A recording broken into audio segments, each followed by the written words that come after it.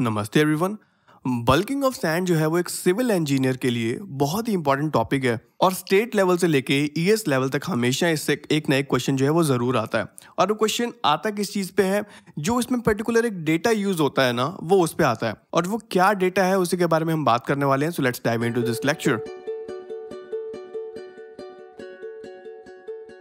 देखिए, bulking of sand जो है उसका सीधा सीधा मतलब यही है कि जब हमारी सैंड मॉइस्चर के कांटेक्ट में आती है ना, तो एक पर्टिकुलर मॉइस्चर कंटेंट पे जो उसकी वॉल्यूम है वो इंक्रीज करती है और उसी इंक्रीमेंट इन वॉल्यूम को हम कहते हैं बल्किंग ऑफ सैंड। इसके अलावा इसका कोई और मतलब नहीं है। और इसी वॉल्यूम इंक्रीज की वजह से ये जो बल्किंग ऑफ सैंड है ये हमारे लिए एक ड्रॉबैक बन जाती है। वो मैं आपको बताता हूँ कि कैसे। देखिए, जब भी हमें कंक्रीट बनाना होता है ना, तो हमें जो है मटेरियल्स का प्रोपोर्शन जो है वो आइडेंटिफाई करना होता है। फॉर एग्जांपल, आपको 1:2:4 के प्रोपोर्शन में जो है एक कंक्रीट मिक्स बनाना है, जिसमें आपको 1 पार्ट सीमेंट लेना है, 2 पार्ट फाइन एग्रीगेट्स लेना है और 4 पार्ट्स कोर्स एग्रीगेट्स लेना है।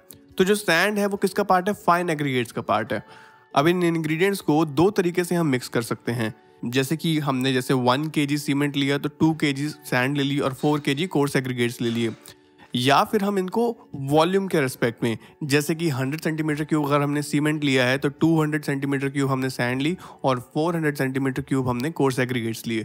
और इन दोनों प्रोसेस को कहते हैं हम वे बैचिंग और वॉल्यूम बैचिंग। देखो, वे बैचिंग जो है वो बिल्कुल सही है, तभी जो बड़े प्रोजेक्ट्स हैं उसमें वे बैचिंग यूज होती है। क्योंकि जब हम वे करते हैं ना, तो हमें पता होता है कि एक डिफाइंड प्रोपोर्शन जो है वो हमें मिलेगा। जैसे कि अगर आप आज 1 किलो सीमेंट जो है वो वे करते हो, कल वे करोगे तो उसकी जो क्वांटिटी है आपको उतनी ही मिलेगी, 1 kg ही। ऐसा नहीं होगा कि आज 1 kg में ज़्यादा सीमेंट आ रहा है, कल 1 kg सीमेंट में आपको कम सीमेंट मिलेगा। और इसी चीज़ को हम कहते हैं क्वालिटी कंट्रोल, के हर बैच में जो है एक ही तरीके का जो कंक्रीट है वो हमें मिलता है। ऐसा नहीं होता कि इसमें सीमेंट ज़्यादा है, इसमें सैंड ज़्यादा है, इसमें एग्रीगेट ज़्यादा हैं। वे अगर हमने सही किया है तो हमें हर बैच में एक सही कंसिस्टेंसी का जो कंक्रीट है वो हमें मिलेगा। जो मटेरियल्स हम यूज़ करते हैं ना, उनकी एक पर्टिकुलर वॉल्यूम जो है वो हम मेजर करते हैं। आपके पास ये बॉक्स होता है, जैसे कि आप इस फिगर में देख पा रहे हो। इस बॉक्स में आपको सीमेंट है वो डालना है और मेजर करना है। तो इससे आपको पता चल जाएगा कि जो बॉक्स की वॉल्यूम है उतना वॉल्यूम जो है हमें सीमेंट मिल गया। तो ये 1 पार्ट सीमेंट, अगर आप एक बार वे कर रहे हो तो आपको 1 पार्ट सीमेंट जो है वो मिल गया, राइट। अब आपको 2 पार्ट सैंड लेना है, तो आप इसमें दो बारी सैंड डालोगे, फिर आपने उसको सीमेंट में मिक्स कर दी। उसके बाद फिर आप एग्रीगेट्स 4 टाइम्स इसमें मेजर करोगे, तो इस तरीके से आपका जो मिक्स है वो बन जाएगा। लेकिन जब सैंड की बारी आती है ना, अगर आपके सैंड में पहले से बल्किंग हो रखी थी तो इसका मतलब उसकी वॉल्यूम तो ज़्यादा थी, लेकिन जो पार्टिकल्स थे उस वॉल्यूम के अंदर वो कम थे। बल्किंग की वजह से आपको ऐसा तो लगेगा कि जो वो कंटेनर है पूरा फिल हो गया, बॉक्स पूरा फिल हो गया, लेकिन जो उसके अंदर पार्टिकल्स थे जिन्होंने एक्चुअल में उस सीमेंट के अंदर जाके वॉइड्स को फिल करना था, उनकी तो कमी हो गई। That is why bulking of sand जो है हमारे लिए एज अ ड्रॉबैक सामने आता है। अब ये होता क्यों है? देखिए, जो पानी है जब सैंड के साथ कांटेक्ट में आता है ना, तो ये सैंड के पार्टिकल्स के ऊपर एक फिल्म बना लेता है और इस फिल्म की कुछ ना कुछ सरफेस टेंशन होती है। अब ऐसा जो है हर पार्टिकल पे जब हो रहा होता है ना, तो ये सरफेस टेंशन, हर पार्टिकल की जो अपनी सरफेस टेंशन है वो एक दूसरे पार्टिकल को रिपेल करती हैं, जिससे इन्हें पुश करती हैं एक दूसरे पार्टिकल को।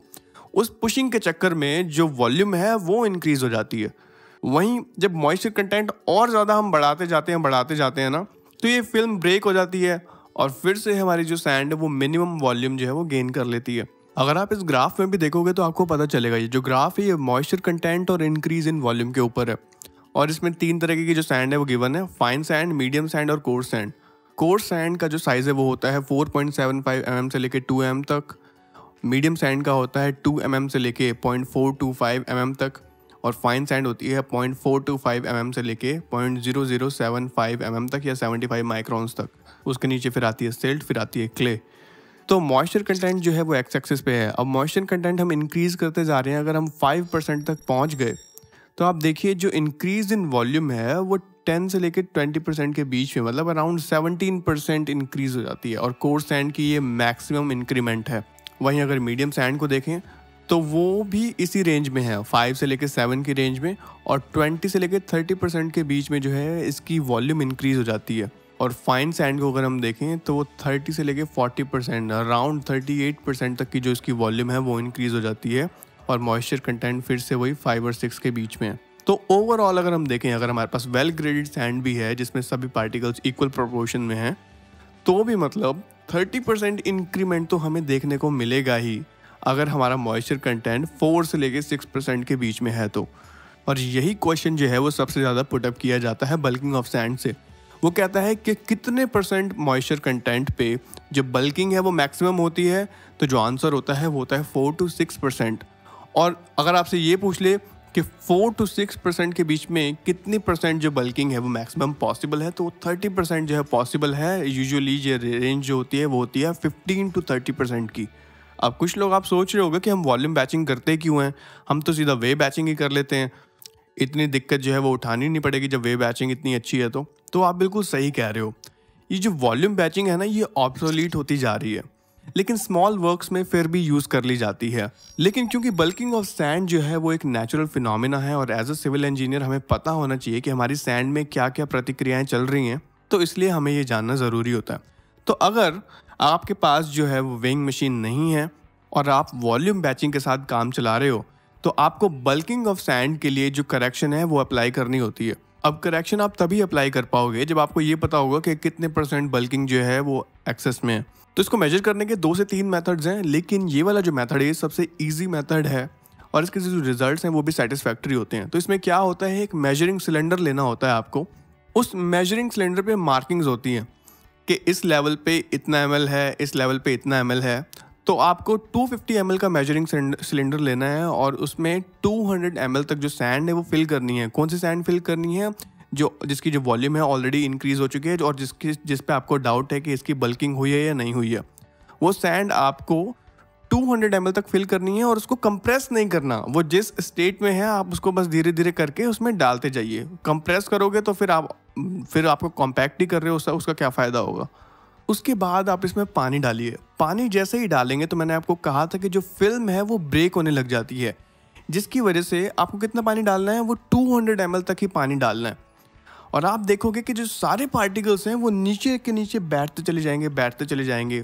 तो फिल तो हमने किया था 200 ml तक, लेकिन अब जो उसका सैंड जो है वो अब नीचे लेवल पे आ गई है और पानी जो है वो उसके ऊपर तैर रहा है। अब इस 100% सैचुरेटेड कंडीशन में आपको ये नोट करना है कि पानी तो हमने 200 ml तक ले गए, लेकिन जो सैंड है वो कितना नीचे गई है उसको नोट करना है आपको वाई डिस्टेंस से। इसका मतलब, इस टेस्ट का मतलब ये है कि एक्चुअल में तो जो इसकी वॉल्यूम है वो ये होनी चाहिए थी, लेकिन शो हमें वो 200 ml कर रहा था, ये 200 सेंटीमीटर क्यूब कर रहा था। इसका मतलब कितने परसेंट जो बल्किंग है वो हो रही थी 200 ml पे, तो आप निकाल सकते हो इस फॉर्मूले से, that is y divided by 200 minus y into 100, where y is the change in volume from 200 ml। इस फॉर्मूले में बेसिकली क्या हो रहा है, ये हो रहा है change in volume upon original volume. तो ओरिजिनल वॉल्यूम जो थी वो थी 200 minus y ml, लेकिन चेंज कितना हुआ पड़ा था पहले, वो था y ml। मतलब y ml की जो वॉल्यूम है उतना चेंज आया हुआ था पहले। तो चेंज अपॉन ओरिजिनल जो है वो हमें मिल जाएगा कि कितने परसेंट जो है वो बल्किंग थी, और इस बल्किंग की परसेंटेज को आप एज ए करेक्शन जो है वो अप्लाई कर सकते हैं। अगर ये 10% आती है, 20% आती है, तो आप जब वॉल्यूम बैचिंग कर रहे होगे तो सैंड में आप पहले तो आप एक बॉक्स जो है वो फिल कर लोगे, तो वो एक पार्ट को शो करेगा, मतलब 100% वॉल्यूम को शो करेगा, प्लस 10% जो बल्किंग का करेक्शन है वो भी आपको अप्लाई करनी है, मतलब 10% सैंड और ऐड करोगे ताकि जो बल्किंग है उसका कंपेंसेशन हम कर पाएँ। ऑलराइट गाइस, तो ये था टोटल बल्किंग के बारे में। आई होप आप कुछ सीख पाए होगे। अगर आपको वीडियोस पसंद आती हैं तो आप इस चैनल के लिए डोनेट भी कर सकते हैं। लिंक्स जो हैं वो आपको डिस्क्रिप्शन में मिल जाएंगे। नेक्स्ट लेक्चर में पढ़ते हैं, तब तक के लिए आप लोग पढ़ते रहिए, अपने गेट IAS JEE की तैयारी चालू रखिए। मिलते हैं नेक्स्ट लेक्चर में।